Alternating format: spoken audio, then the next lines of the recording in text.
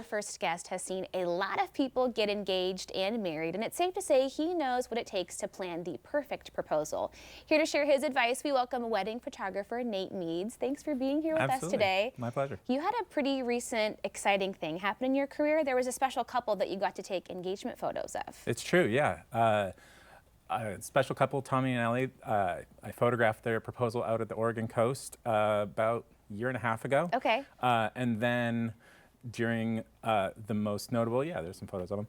So beautiful. Football game, there's big halftime show, obviously. Yes. And then during that, they popped up and actually got married during the halftime show. And I was like, oh, I know them. Did you have any idea that was going to happen? No tip-off at all. So yeah. So then your social media, your phone has been going crazy, and we're so happy we get to celebrate you. Oh, thanks. I appreciate it. So you've been doing this for a long time. You're going to walk us through some planning steps for the perfect proposal, because I imagine you've seen some great successes and you've got some notes for people too. It's true. I get to be around for 5 to 10 proposals a year, like those two. Yeah. And so the planning process is always a fun part of the whole experience. So okay, let's talk about just knowing your partner to begin with, yeah, and considering what they might want in a proposal. That is the number one thing. Yeah. Knowing the person who you're going to ask to marry. Do they want something super public? Do they want something private with like their family and friends there? Are they okay if a stranger walks by?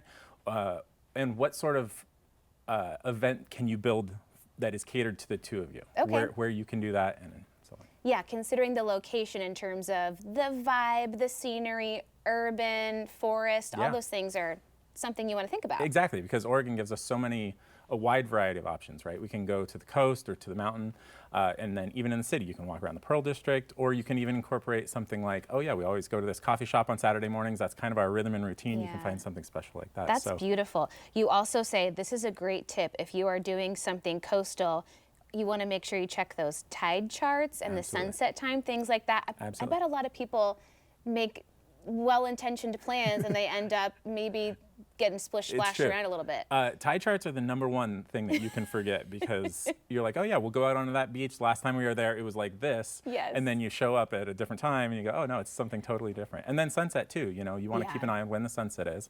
If you're having your photo taken, you probably want to be proposing about an hour to a half hour before sunset. Okay. So the sun's not shining straight down on us, making us look less than flattering, but kind of coming in at an angle. That's such a great point. And that way you can have some flattering light to go along with it. It's true. Okay, let's talk about other ways to make the day special, maybe ways you could trick your significant other into having a nice outfit on if you're going to be photographed and things like that. It is planning an elaborate lie. That is true. That is what we're doing here, is the one opportunity that you can figure out a time to lie to your partner.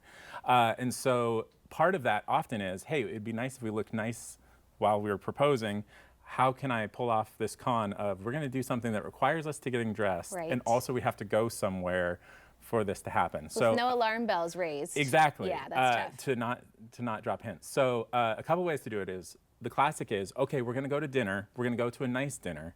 And hey, let's stop at this place on the way to dinner. I heard there's a nice view, or we can do this thing, or whatever. That's a little trickier out at the coast, because it's like, why did we drive to the beach in order to do this? So some things that I've had people do is, hey, we need to go visit this family member that no one's ever met. They live out at the beach. Okay. And we're going to get dressed up and we're going to go see them. Awesome. Only to find out after they're engaged, there's no family member. Amazing. Amazing. Yeah, so some other creative ideas like that to get them And you can somewhere. enlist some help, right? Sometimes it's easier to have a friend in on the con with you. They could convince your partner a little bit easier sometimes. 100%. That I would say is almost required, is have someone who can affirm the lie, where it's like, oh, is this weird? No, it's not weird. It's totally normal. And then to have a moment like this where you show up and then your friends and family are there. That's so beautiful. And incorporating all that. So. Well, and thinking about clearing the space, making sure that the location is accessible and clear, and then thinking about a backup plan if something doesn't go perfectly. Because it's true. Things happen. 100%. Sometimes you say, okay, we're going to go to this place. We're going to be there at this time. And you, in making that plan, need to have a plan B. And I always talk to people as they're planning these proposals, say, okay, I know where you're going to go. I know where you're going to stand. If you can't get to that spot, where's your plan B? Perfect. Because, as I'm photographing these, I need to be able to pivot. So what's your backup plan? Always have people share their location on their phone for the day. So you can say, okay, they're on their way. They're 2 minutes away. I need to be ready. Helpful. If you're going to set out candles or put champagne out or anything like that, having stuff ready is helpful to have someone supporting you in that. And then thinking about, those moments immediately after. Do you want a bottle of champagne? Do you want other people there to celebrate with? Those are all things to think about before the actual moment comes. Right. Much less come up with what you're going to say. Oh, that's true. That's the hardest part of all. One more sneaky thing to think about, maybe somebody might want to go for a manicure. Great point. Absolutely. You're going to have photos probably of a ring on a finger. The person you're proposing to would probably like to have nice nails in that. That is also kind of a tricky lie to figure out, wait, why am I getting a manicure very randomly? Yeah. But if you can maybe schedule some sort of spa day, something like that, the day before, the morning of, your partner will be very thankful. They deserve it. Exactly. Thank you so much for sharing all this stuff. Oh, absolutely. So great chatting with you. You are the expert. Okay, we're going to have these tips and more about Nate on our website at katu.com.